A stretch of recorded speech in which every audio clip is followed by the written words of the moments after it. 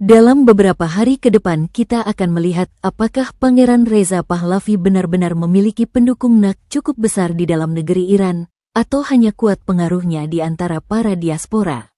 Pasalnya, dengan semakin mendekatnya batas waktu yang dijanjikan Trump untuk mengakhiri perang dengan Iran, diperlukan kekuatan lokal untuk menyelesaikan tugas mengakhiri rejim revolusioner Islam Iran. Tanpa adanya kekuatan lokal yang menggantikan, maka usaha Trump dan Netanyahu akan menjadi sia-sia. Rejim Islam Iran akan tetap berkuasa dan membangun kembali kekuatannya. Hasilnya, pemerintah Iran akan semakin keras menindas komponen-komponen yang dianggap tidak loyal kepada pemerintah.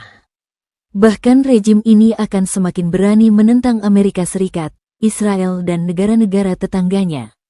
Untuk menghindari hal itu, harus ada kekuatan baru yang naik untuk menggantikan rejim lama ini. Saat ini hanya Pangeran Reza Pahlavi yang diperkirakan memiliki dukungan yang paling kuat untuk mengambil peranan itu. Belum ada tokoh lain yang sekuat Pahlavi sampai saat ini. Hal ini terlihat dari berbagai unjuk rasa yang terjadi di berbagai negara, di mana para pengunjuk rasa menyerukan Javid Shah, yang berarti hidup sang raja.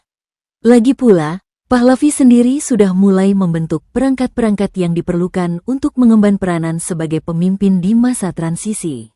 Perlu diingat bahwa Pahlavi sendiri menyadari bahwa rakyat tidak mau kembali ke sistem kerajaan seperti sebelumnya. Hal itu dipertegasnya dengan menyatakan bahwa dia hanya akan memfasilitasi terpilihnya pemimpin yang benar-benar dipilih oleh rakyat secara demokratis. Masalahnya, apakah dukungan terhadap Pahlavi benar-benar cukup kuat untuk menggulingkan pemerintahan saat ini?